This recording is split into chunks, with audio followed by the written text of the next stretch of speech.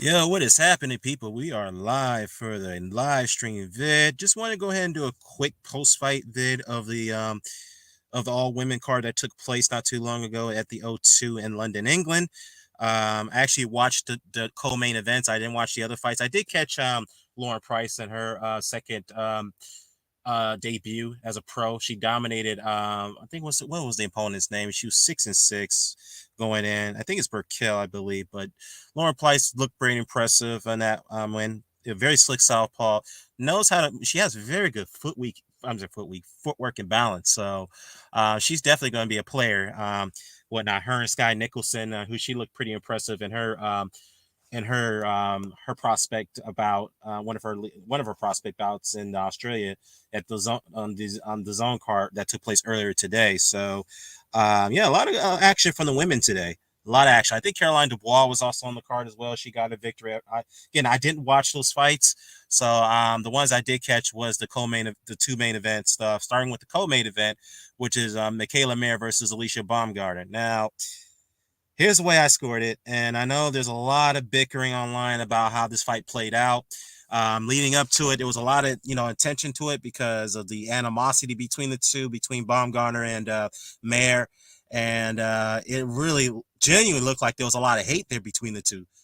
I mean, if they were acting, then they did a great job selling that fight because that was, to me, not to me, but most people thought that that was more of an intriguing fight than Shields and Marshall because Marshall and Shields and Marshall, you can kind of tell that they don't really hate each other, but again, they have to sell the fight because it seems like they're, to me on the side, it seems like Clarissa and Savannah are friends on the side, but they just have to sell the fight. So that's what it seems like to me. I mean, but still a good fight to watch. I was looking forward to it, but the Michaela Mayer and Alicia Baumgartner, I think there was truly a lot of hatred there. Yeah, I'm gonna send the link, man. Give me 1 minute. A lot of hatred between those two. So, uh, yeah, shout out to Amir, by the way. So I thought that again, a lot of people felt that should have been the main event more so than the Shields and Marshall fight. But anyhow, going in, leading up to it, Michaela Mayer is one who's a very obnoxious individual. At first, I thought she was trying to be like the women's version of Tyson Fury, of trying to play the mind games and get under her opponent's skin. But it seemed to me, I have to probably retract that a bit because not saying she doesn't take any, take any pointers or pick Mike Tyson Fury's brain on how to get under your opponent's skin leading into a fight. Michaela and Clarissa Shields have been buddies, have been best friends for several many years now. And I think her attitude and her contempt towards her opponents comes from Clarissa Shields, from the looks of it. So I think this whole mind game and this back and forth and this contempt with their opponents, I think Mayer gets it from. I thought it was initially from Tyson Fury, but it's more so I think it's from Clarissa Shields, given the fact that I find out that they are very close and they're tight. So I could see why. That's probably why I can't stand her because she always goes out there talking about how everybody's ducking her, nobody wants to fight her, yada yada yada, blah blah blah. I'm like, okay, somebody needs to shut her ass up because at some point, sometime, just like Tyson Fury, you're gonna meet an opponent who's not going to steep down to your level, but they're going to equally play your mind games and they're going to get the best of you. And that's why I see out of Alexander Usyk over Tyson Fury, and I think that's why Tyson Fury doesn't want to fight Usyk at this point because he knows what he can do. I think he knows the outcome if they fought right now. So that's why he's very, very skeptical of taking that Usyk fight. But as far as Mayer and Baumgartner, I think Michaela didn't anticipate Baumgartner being able to get the edge over her as far as the mental strength and mindset is concerned. Because leading up to this fight, Mayer looked very, very rattled on everything that Baumgartner was throwing at her. It's like every little thing she was throwing at that she was saying about Mayer just couldn't take it. Like one comment, I think it was like 2 days ago, they had their face to face, and it was on Sky Sports, and Baumgartner made a comment about how she came up through the ranks of the amateurs. And Mayer was like, I didn't even know who you are. So who did you fight in the amateurs? And Baumgartner's like, oh, hold on, let me finish. I came through the ranks. I fought my way through it. I didn't have the backing and the financings like a Mayer does. And then Mayer really got rattled by that comment. She got very upset and got into Baumgartner's face, and Baumgartner wasn't going to back down. And then at that point, I realized that I realized that Michaela lost the plot, as you want to call it. As soon as Baumgartner had made those comments about being privileged, yeah, Michaela did not like that at all. I mean, look, I'm not really too much about her upbringing. I know she's from Denver, Colorado, and she lives in Woodland Hills. And if you guys don't know what Woodland Hills, California is, I'll tell you what it is. It's a very, very upscale, upper middle class neighborhood where where a lot of wealthy people, not saying a lot of wealthy people, but some wealthy people live there. But the medium income is extremely high, so it's very expensive to live in Woodland Hills, California. So I guess that's what Alicia was pointing out to about Michaela and her upbringing, how she was able to get far. Again, Michaela didn't like that comment at all. She didn't like that. Ralph, I saw your comments in other videos, man. Shout out to you, by the way. But no, Marshall did not get robbed, and neither did Mayor. Marshall clearly got dominated. Mayor, she lost a close decision, but I'm going to get into that as we speak. So, yeah. So basically, the weigh-in, when they got into each other's face and Baumgartner gave Mayor a shove, Mayor kicked Baumgartner. She kicked her, and I think that's a rarity I've ever seen someone kick an opponent in a face-off. I think the last time I seen that was Ricardo Mayorga when he fought some, obscure guy. I think it was several years ago. Mayorga wasn't really competing on War Love at the time. He was just taking some, local level fights so he can keep himself afloat with his family. But it was some Mexican contender. I forgot who it was, but the guy kicked Mayorga in the face-off or something like that because Mayorga said something to him that he didn't like. But Ricardo Mayorga, a guy who's one of the master of mind games, who knows how to trash talk an opponent, who knows how to get under opponent's skin. So I mean, when it comes to the mastermind and mind games, Mayorga was the best of it. But too bad he couldn't win most of his big fights with his mind games, but because he was just so technically flawed. But needless to say, going into the fight today, I've seen comments that Michaela Mayer got robbed. Was she robbed? Okay, let me take an objective approach because I just said to Ralph not too long ago, shout out to Ralph on Real, that Mayer did not get robbed. But this is how I scored it. All right. And I'm going to show you the punch stats, how punch stats actually agree how I scored this fight. So, first round, I gave to Baumgardner. Baumgardner was just too quick. She was great with the counters. She was letting her hands go early on in the first round. Second round, Baumgardner, same scenario. Mayer wasn't doing anything. All she was trying to lunge in with her right, hoping she doesn't get countered. And every time she lunged in with her right, with a looping right hand, she was getting caught with a 2-punch or 3-punch counter, and she was getting caught with some body shots as well. Third round, same scenario. So the first 3 rounds I gave to Baumgardner because Michaela Mayer wasn't doing anything. The only thing she was doing was landing the jabs. And the reason why she was landing the jabs for the most part of the fight, because that was the only effective punch she had the only effective punch that she had against Baumgardner. She couldn't beat her in the power punches, which I'll get to right now. She couldn't land her right. She couldn't land her hooks. So the only punch she could land was the jab, which she did great in that department. So going to the fourth round, Michaela Mayer made some adjustments. Instead of trying to come forward heavy on the front foot, she started to give us her angles a little bit, started to circle Baumgardner a little bit to throw off her timing, to throw off her anticipation of the counter shot. So I gave Mayer the fourth round. Fifth round I gave to Mayer because I thought Baumgardner wasn't really making the adjustments. She was just standing there waiting for Mayer to come in to overcommit herself so she could catch her with the counters like she did the first 3 rounds. And to me, I said to myself that Tony Harrison, and shout out to Tony Harrison, by the way, who's coaching and training Alicia Baumgardner. Tony Harrison should have told her, I was like, look, you need to tell her to start giving her some angles because she can't stand in front of Mayer thinking that she's going to overcommit. Mayer already anticipated that. She made the adjustment, and she's not going to do that for the rest of the fight. So what Alicia Baumgardner is going to have to do to pick up the pace that she gave away the last 2 rounds from the first 3, she's going to have to let her hands go, throw more combination, and give Michaela Mayer angles, given the fact that Michaela Mayer is a heavy front-footed fighter. So what did Alicia Baumgardner do?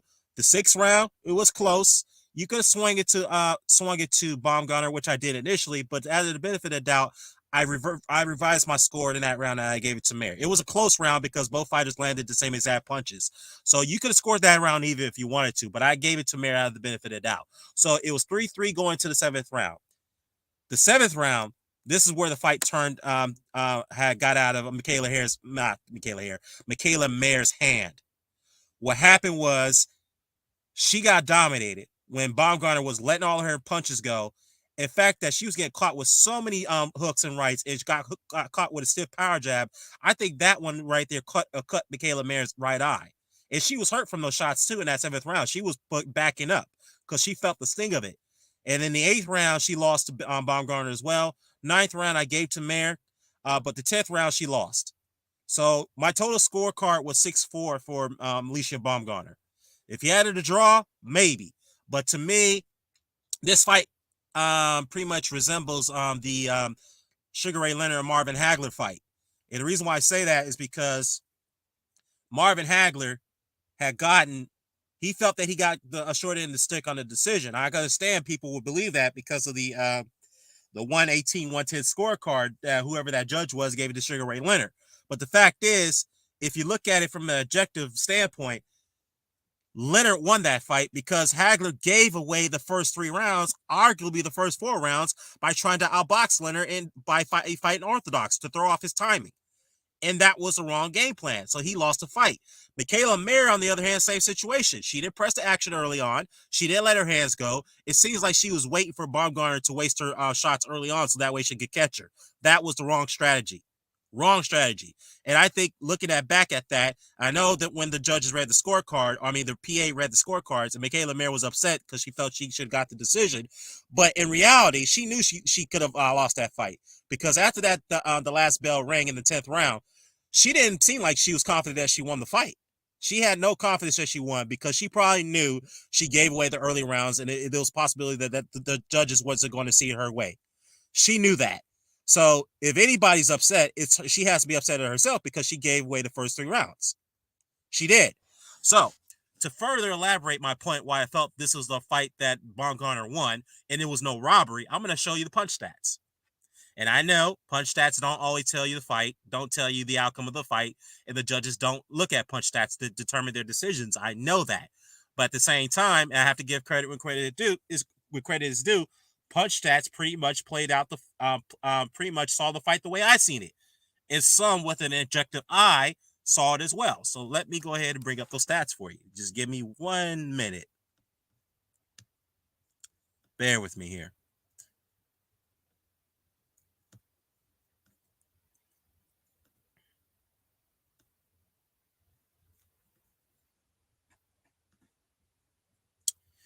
All right, so give me 1 minute. Okay, here we go. Shout out to BG Lungin in the chat. So let me see here. Okay. So obviously Shields dominated Marshall. We'll get into that fight shortly. Well, I want to talk about Alicia Baumgardner and the Michaela Mayer fight. So you look at the punch stats, right? I'm going to go ahead and come down here. Give me a minute. All right, so here we go.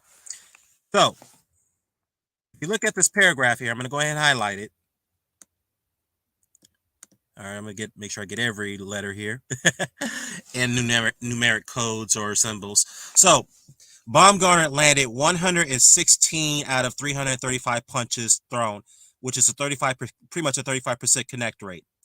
Mayer landed 104 punches out of 361 thrown, which is at a 29% connect rate. So even though Mayer thrown slightly more punches than Baumgardner, but the fact is that Baumgardner outlanded her by a total of 12 punches. So that really tells you how much of a back nip and tuck fight that it was for the most part. It was a nip and tuck fight, but again, I just don't see how Mayer won it because of the fact she gave away the early rounds and she lost 3 out of the 4 championship rounds. She did. So that's the only round I gave her out of that championship round was the 9th round. So again, I gave her when going into the 7th round, I gave her the last 3, and then after that, she lost again. She only won 1 round after that, which was the 9th round.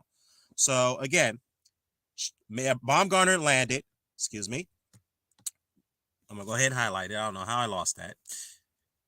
Baumgardner landed 116 out of 335 punches connected at a 35% connect rate, while Mayer landed 104 punches at a 361 at a 29% connect rate. Now, this is where Michaela Mayer had success. Again, the only punch she had success in this fight was the jab. She outlanded Baumgardner by 27 punches in the jab department, 61-34. So if you see the connect rate, actually the connect rate was about the same. The only difference is that Baumgardner wasn't throwing that many jabs. So yeah, but still though, Mayer definitely dominated in this department. So we got to give her credit there. But look at this here. And I think this is one of the reasons that Mayer lost the fight is the punch that power punch category. Here we go. Baumgartner, a power puncher he is, that we all know she is. Try more power shots. She landed 40% out of 33 by Michaela Mayer. She landed 82 out of 204 power punches thrown. Mayer only landed 43 out of 132 power punches thrown. So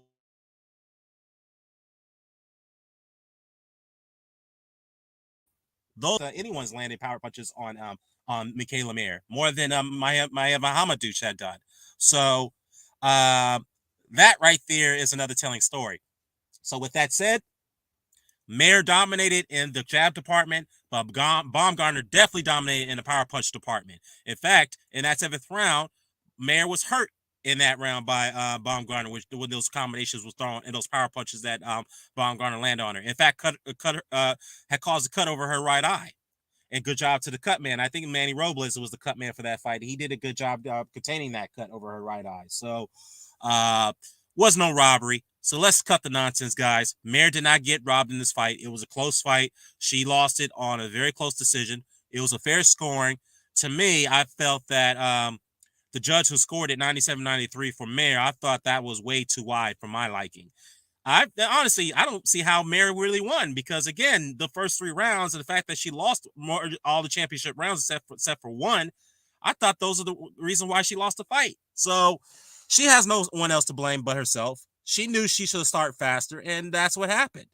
She was very disappointed, and I know Alicia came over there and gave her a hug, but you know, no beef there at that point. But you know, Mare was definitely upset, and she looked very emotionally distraught too. I think in the locker room she probably was crying. Look, I get it; it's emotional, close fight. You had much riding on this in front of a big crowd. I think it was 19,000 there.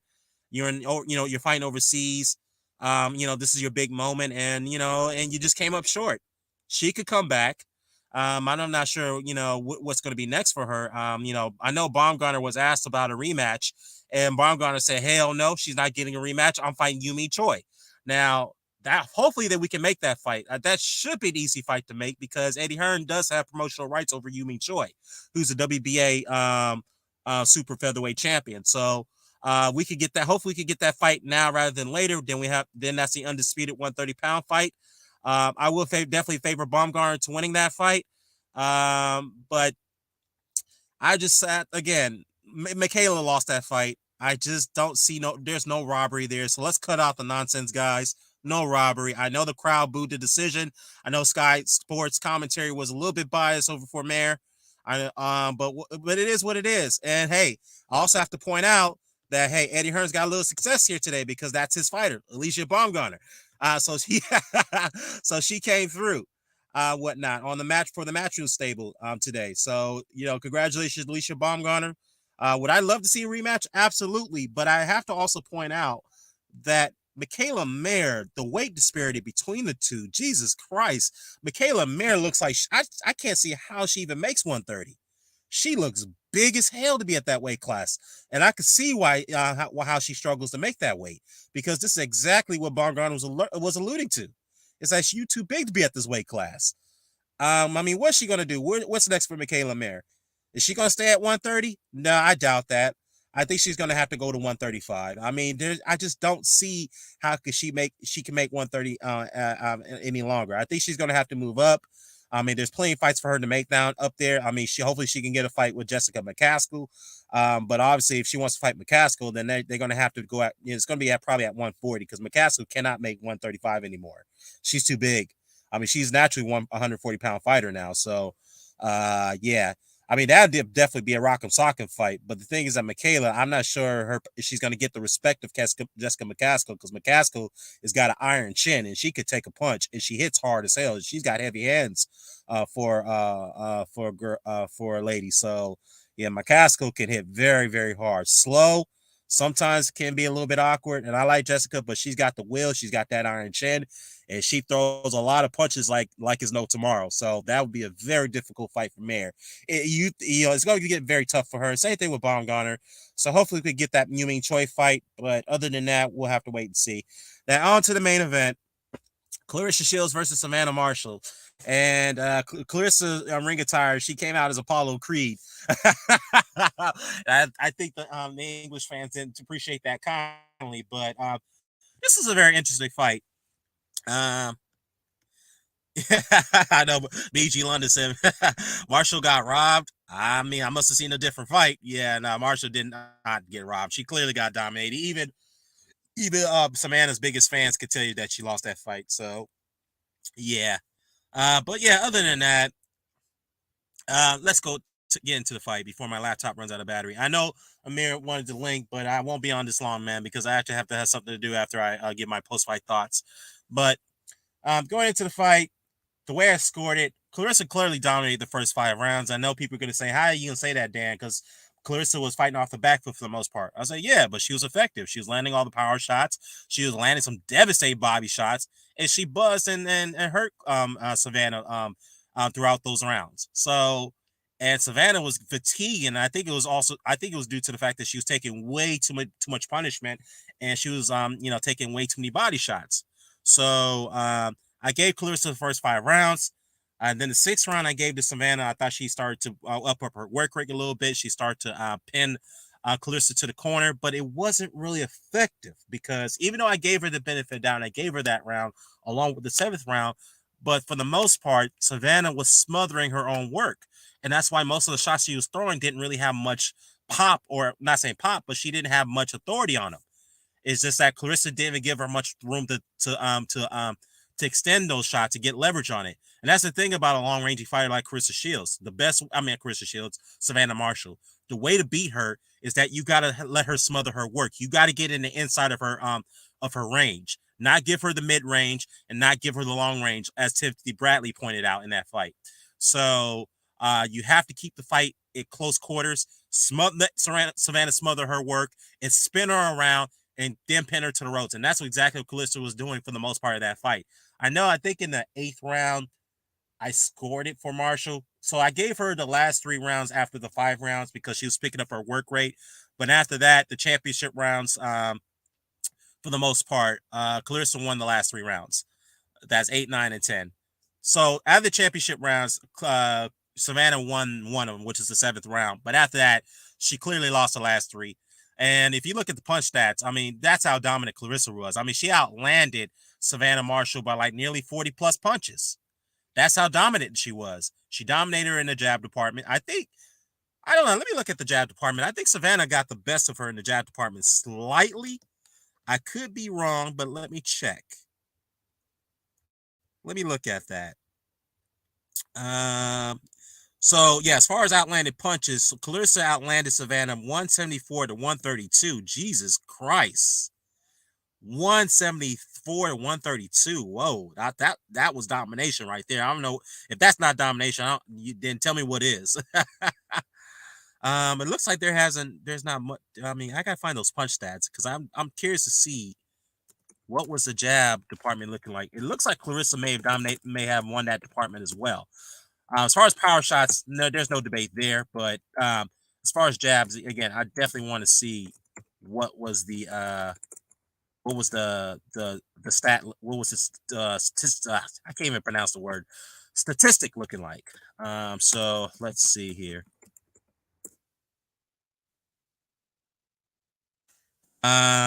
So what was the punch stats? Let's see. I mean, the only punch stat I see so far is 130. Okay, here it is. I think I got it right here. Okay, some punch stats had it 175 to 136. So there's a little bit of a discrepancy there. So I'll take the 174 to 132 punch stat. I think that's more accurate. All right, so if you look at the jabs, oh, where did it go? Did somebody take the Yahoo? Somebody take the article off? Okay, here we go. I think we have it right here. Okay, here we go. By Jack Rathborn, the author of the article here. As far as the punch stats is concerned, okay, here we go. So Shields at landed Marshall by 32 punches. I know this article says 39. So I'll take the 174, 132, actually 42 actually. So I'll take that as more accurate. So let me see. Body shots landed. Well, actually, no. So jabs. Oh Jesus Christ! Clarissa dominated Savannah in the jab department by 30 punches. Jesus Christ! So Clarissa landed 44 jabs, and Savannah landed only 14. 14 jabs. But as far as a power punch is concerned, I guess I have to make a retraction here, guys, which I will. So as far as the power punch is concerned, Clarissa outlanded Savannah by only 9 punches, so 131 to 122. So Savannah did have had her success there, but as far as power punches, I didn't really see much of. I mean, I don't know, man. My eyes are deceiving me or something, but what effective power punch did she actually land? Maybe a few here and there, but 122? I don't know about that. Maybe because of the fact that Savannah, the punches she was throwing inside were pretty much smothering her own work, but I guess they call that as a power punch, but it is what it is. But if anything, Clarissa definitely dominated the fight. But I mean, I think that's an interesting stat right there. So yeah, that's weird. That's definitely weird. But anyways, yeah, that's the way I see it, guys. Um, Forgot to put this up. Sorry, talked about that, so we're on to this one. So what's next for Clarissa Shields? A rematch with Franchon Cruz DeJean, who's the undisputed 168-pound champion, or a rematch with Hanny Gabriels, who's the light heavyweight champion and the heavyweight champion simultaneously. A rematch with those two, or fight Cecilia Brækhus or Jessica McCaskill. Let them come up and wait. Now, the McCaskill one is an interesting one. I think the same thing with Brækhus, because Brækhus hasn't fought since early last year, and that was a rematch loss against Jessica McCaskill. So Brækhus, we know she can't make 147. I mean, she's too big to make that weight. I mean, she needs to go up. So I think she could fight middleweight. She can. Now the question is, does she deserve a title shot after coming off back-to-back losses against Jessica McCaskill? I mean, that's a fight that people still wanted to see. I know they were talking about Katie Taylor, but nah, I mean, literally Katie Taylor, nah, man. I don't think Eddie Hearn's gonna want. First of all, Eddie Hearn's gonna be in the way of that. He ain't gonna make that fight. No way. No way, unless he's gonna pull the Chris Eubank situation, get him to do a catch, get Clarissa to do a catch weight, and then have her rehydrate to a certain pound limit, which is pretty disgusting. But it is what it is. But I don't see that fight happening. But I think the closest fights out of the smaller women coming up would be either McCaskill or maybe Brækhus. Now McCaskill is an interesting one because she's going back down to 140. She said herself, I believe that 147 is too much for her to handle because she's fighting all these naturally bigger women up there. So she's not fighting at 147 anymore for the most part. Now McCaskill, I'm not sure if I think she did express some interest to fight Clarissa Shields, but if that fight were to be made, then yeah, that's going to be very tough to figure out because McCaskill is going to want some type of, her team's going to want some type of catch weight involved. Now, as far as rehydration, I don't know, but I don't know sure if that's going to be too realistic. But I know that fight was talked about in some part, but no. Now, as far as Franchon Cruz DeJean, I would love to see that rematch. I would love to see that rematch. Who will win out of those two? I know Savannah and not Savannah. I know Clarissa and Franchon are very good friends, but undisputed champion. So basically, you have the match between two undisputed champions. So you have the undisputed middleweight champion and go up against the undisputed super middleweight champion, and Franchon Cruz DeJean. So I definitely want to see that rematch. That's if Clarissa decides she wants to stick around a little bit longer, because honestly, there's not much left for her to do. Because if you look at it, the pool of fighters in the women's side of things is not that big. So yeah, it'd be interesting to see what Clarissa does next. But who knows, man? Maybe she might retire. I don't know, man. But if that's the case, then I don't see no problem with that. But I would love to see her take one more fight, at least one more fight. But the question is, who can she fight? I mean, Savannah Marshall, I mean, that was a fight, that rematch we wanted to see for a long time, given the fact that Savannah was the only one that beat her in the amateurs, which in my opinion, that was a gift decision, but it is what it is. So, What's next for her? I mean, that's a very interesting question and debate that we should have.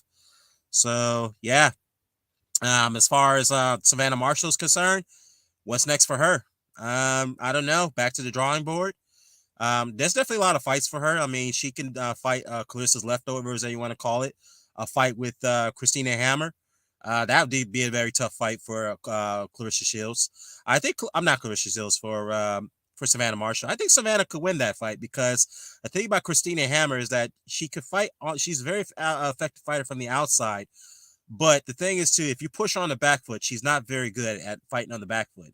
And let alone, she's not very good at fighting in close quarters. So she needs range to fight, and she needs to press the action. She could fight if she could give you angles, but if you press her where she doesn't have enough space to operate, she crumbles under pressure. So, yeah, so definitely great win for Carissa.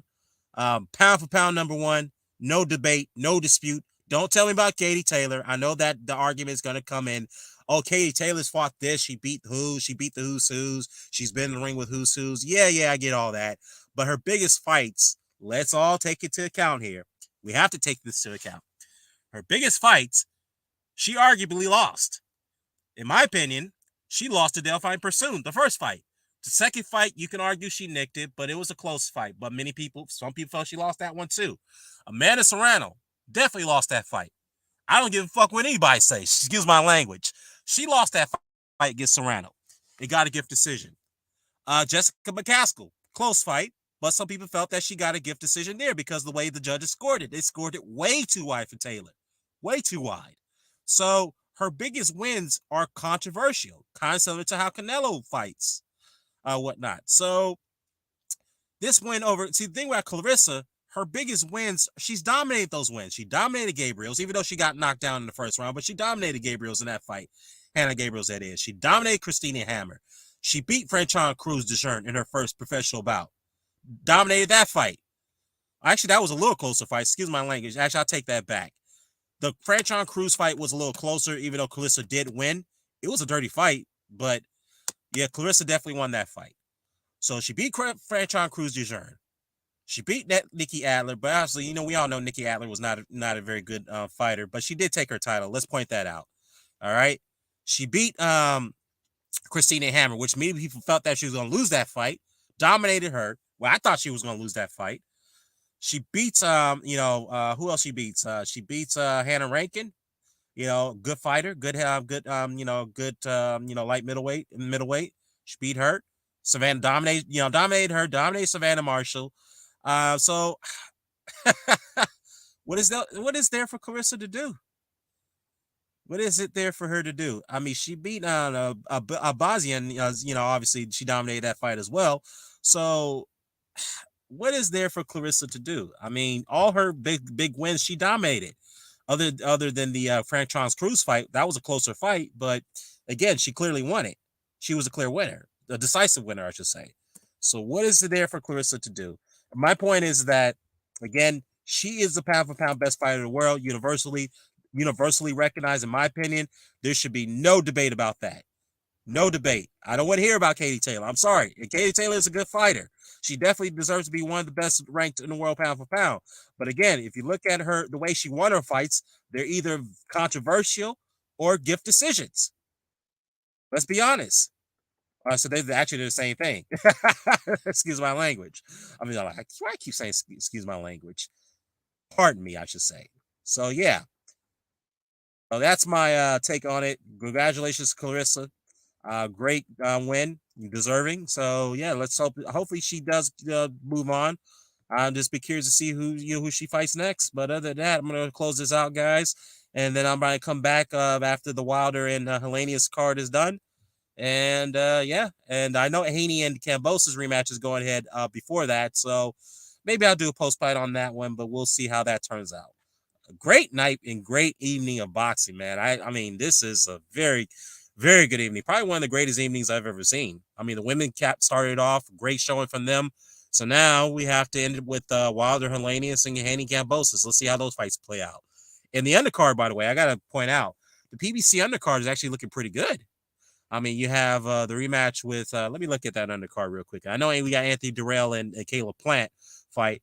I do favor Plant to win that one because I think Durrell, this is his his last fight, because from the look of it, it looks like he's going to be done after this, no matter what the outcome is.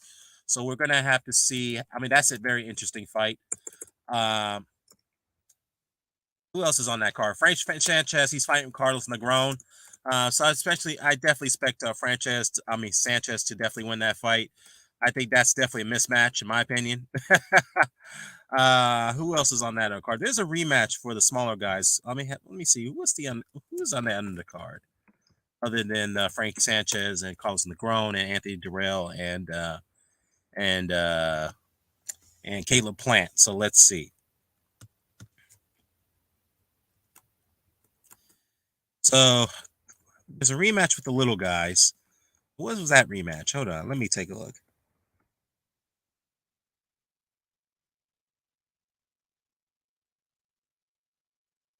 Oh yeah, Manuel Rodriguez versus Gary Anton Russell.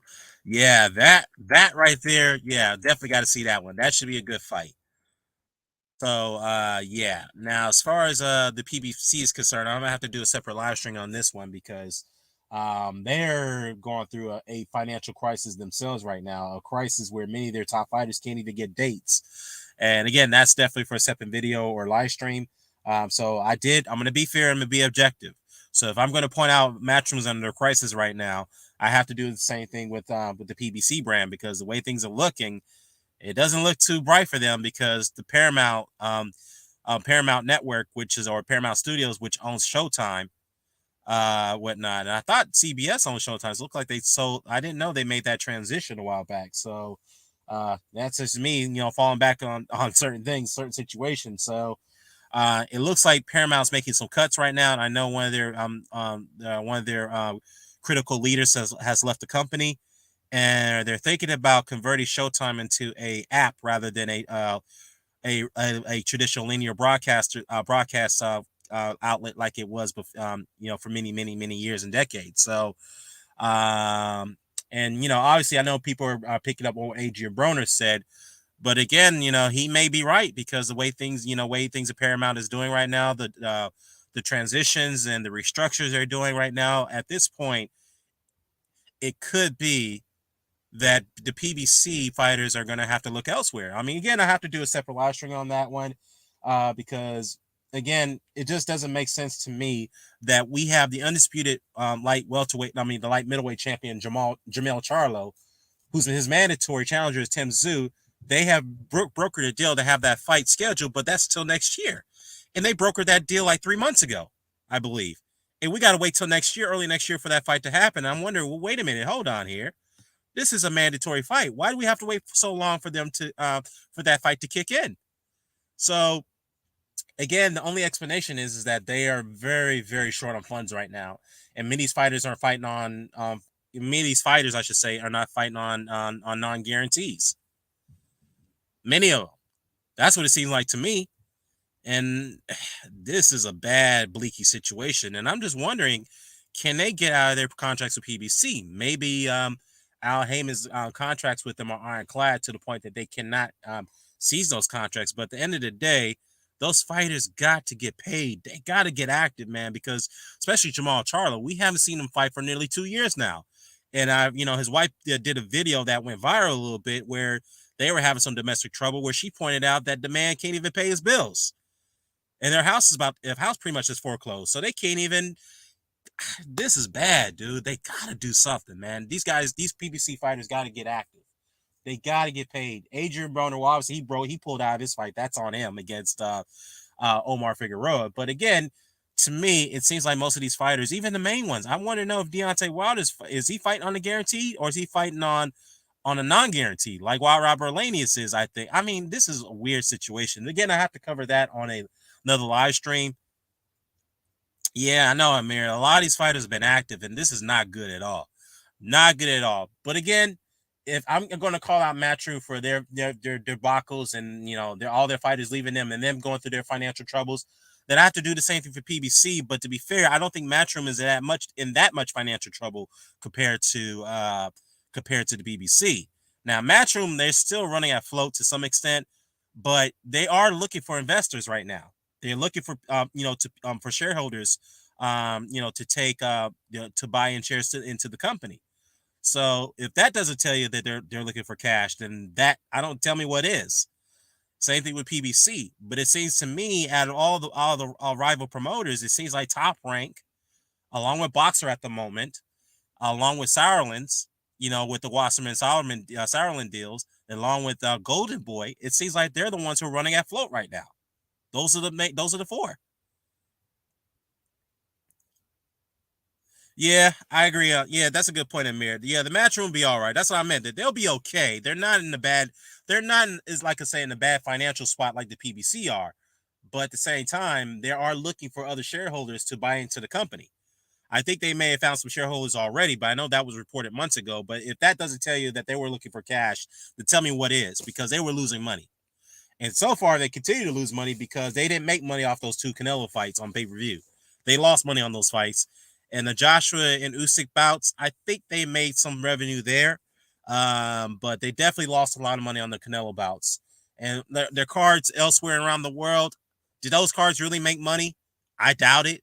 I mean, this Australian card today, I mean, they did have a pretty good crowd in there, but how many of those tickets they gave away for people to show up?